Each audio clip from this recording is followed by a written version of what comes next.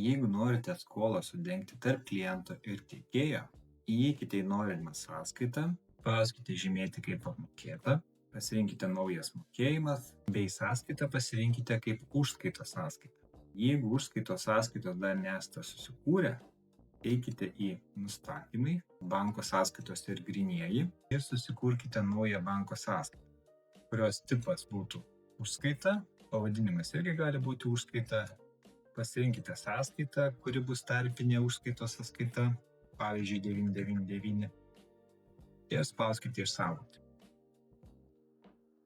Tuomet mokėjimą pasirinkite šią užskaitos sąskaitą, pagal poreikį galite koreguoti sumą bei datą ir spauskite išsaugoti. Tuomet nueikite į klientą,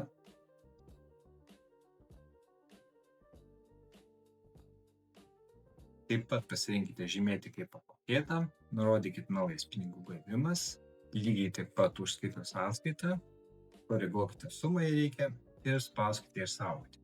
Norėdami įsitikinti, kad sumas buvo sudengtos, galite nueiti į klientą tiekėją, spausti veiksmai, peržiūrėti operacijų išrašą, pasirinkite laikotarpį, spauskite generuoti ir galite matyti, ar ta suma įrašyta kliento balansą.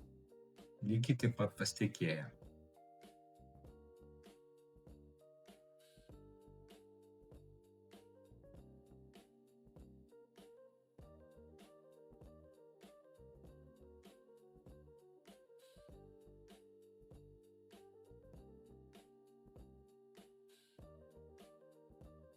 Tokiu būdu per tarpinę užskaitos sąskaitą galite sudengti ir kitus tiekėjų ir klientų skolas. Per tarpinę sąskaitą taip pat galite nurašyti kliento skolą. Pavyzdžiui, pirkėjas nepilnai apmokėjo sąskaitą dėl banko mokesčių ar dėl kitų priežasčių. Eikite į sąskaitą, žymėkite kaip apmokėta, pasirinkite tą pačią užskaitos sąskaitą, įrašykite sumą, spauskite išsaugoti.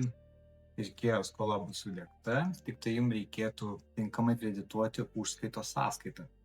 Eikite į operacijos, spauskite naują operaciją, pasirinkite sąskaitą, įrašykite sumą, pasirinkite kitą debituojančią ir kredituojančią sąskaitą, pavyzdžiui, banko sąnaudos, ir spauskite įrašyti operaciją.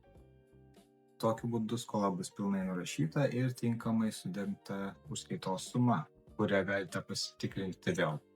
Pagrindinė knyga, pasirenkat sąskaitą ir matote, kad suma yra tiek debete, tiek kredite.